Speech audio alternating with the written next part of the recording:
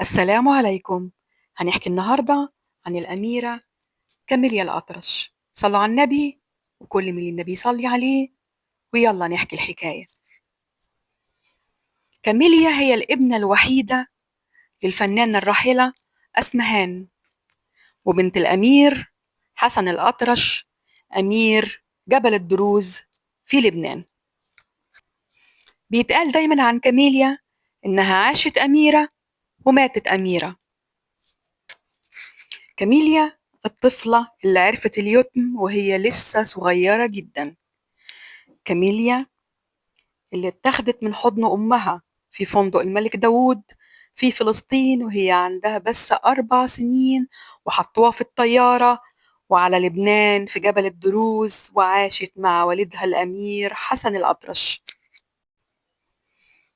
بتقول كاميليا في لقاء ليها: جه تليفون لوالدي وإحنا في السويدية وكان عندي 7 سنين، وقالوا له اتوفت أسمهان في حادثة عربية.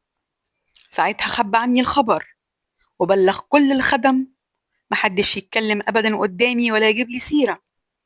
لكن والدي نسي إن أنا رايحة المدرسة تاني يوم، وهناك قعدوا البنات يهمسوا قدامي ويتغمزوا ويتلمزوا، وأنا مش فاهمة ليه، والآخر جم قالوا لي: يا حرام مامتك اتوفت. هنا عرفت إن ماما رحلت إلى الأبد وإن أنا مش هشوفها تاني.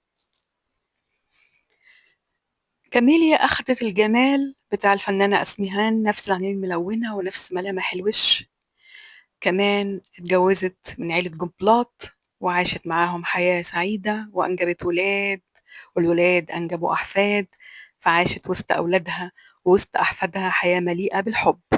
بيتقال إن كاميليا كان صوتها حلو قوي زي صوت أسمهان وأحلى، لكن العيلة رفضت إن هي تغني، واكتفوا إنها بتغني لهم بس في البيت وفي المناسبات السعيدة بتاعتهم.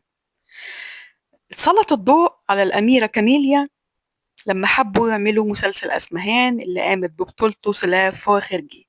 سلاف راحت قابلت الأميرة كاميليا وقالت إنها قابلتنا بترحاب شديد، وحسيت إن أنا قاعدة مع أمي، وحسيت قد إيه شخصية جميلة ومحترمة. الأميرة كاميليا اتجوزت من رياض جنبلاط السياسي المعروف وعيلة جنبلاط الشهيرة، وخلفت منه 4 ولاد: بنت هي سهى، و3 شباب هم فيصل وزياد وفادي. الكل عنده حس فني، من أسمهان الجدة وفريد الجد. فمثلا فادي بيعزف على الجيتار، وزياد صوته حلو قوي بيغني بالأجنبي وبيعزف كمان على الجيتار. كاميليا ما شاء الله عاشت لغاية ما شافت أحفادها كبار. ابنها فادي عنده ابن اسمه باسل بيحمل نفس ملامح الجدة أسمهان وأخوها فريد الأطرش. وكمان فادي عنده بنت سماها كاميليا على اسمه الجدة كاميليا، وبيقول إن هي برضو نفس ملامح أسمهان وعندها نفس الشامة بتاعتها وفي نفس المكان.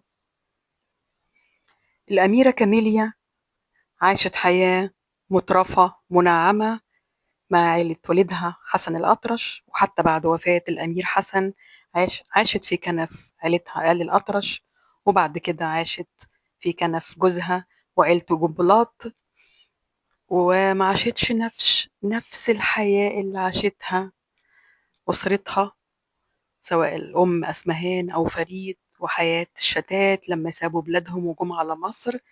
سبحان الله، عاشت حياة مختلفة تماما هي وولادها وأحفادها.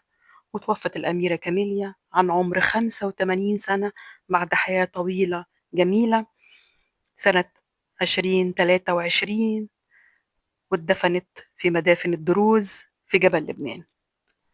أنا أختكم همسة ودي قناتي، من فضلكم لايك وسبسكرايب عشان القناة تكبر. شكرا ليكم.